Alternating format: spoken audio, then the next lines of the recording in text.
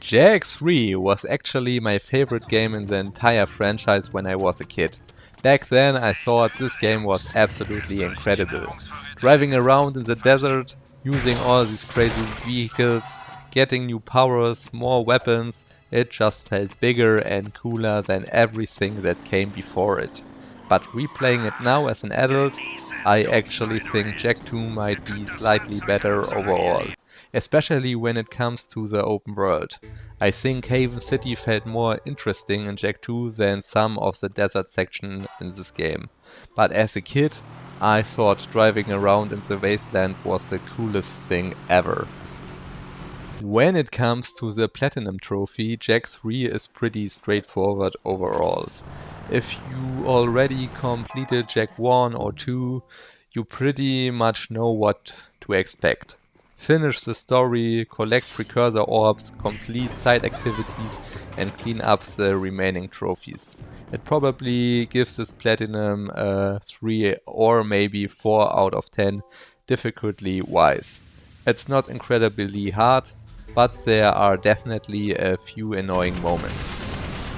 On PSN profiles, the difficulty sits at 4 out of 10.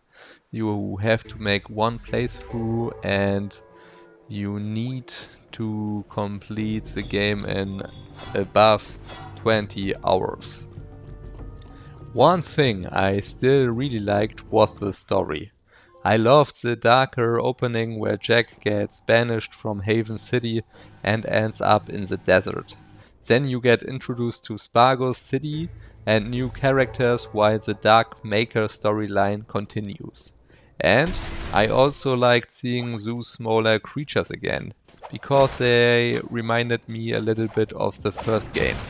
Jak 3 felt like a mix between Jak 1 and Jak 2. It was darker than the first game, but also a little less frustrating than Jak 2 at times. And Daxter's jokes, when I was younger I thought they were absolutely hilarious. Some of them definitely don't hit the same anymore, but the game still has a lot of charm. One thing I definitely noticed replaying Jak 3, the vehicle handling in the desert can be really frustrating.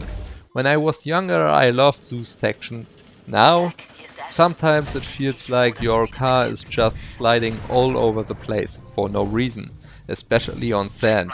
It's not terrible, but it's definitely aged worse than I expected.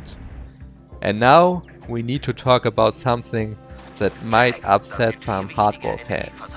Yeah, I used the debug mode, and honestly, I regret nothing.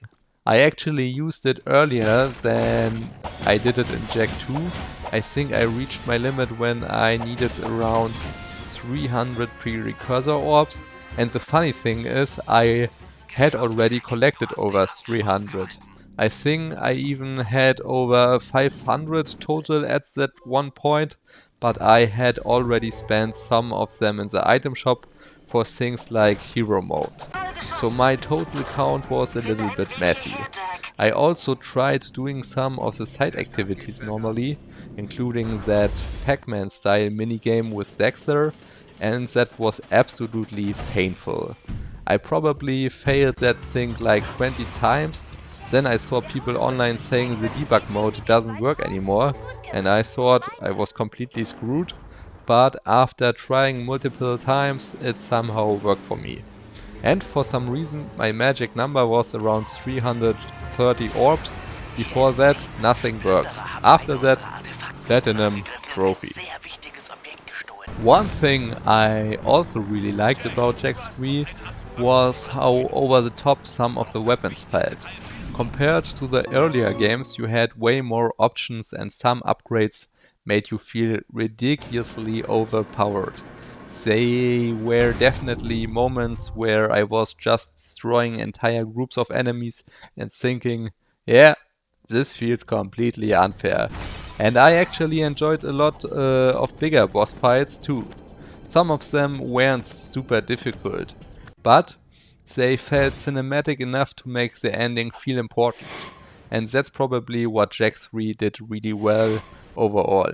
It felt like a proper final to the trilogy.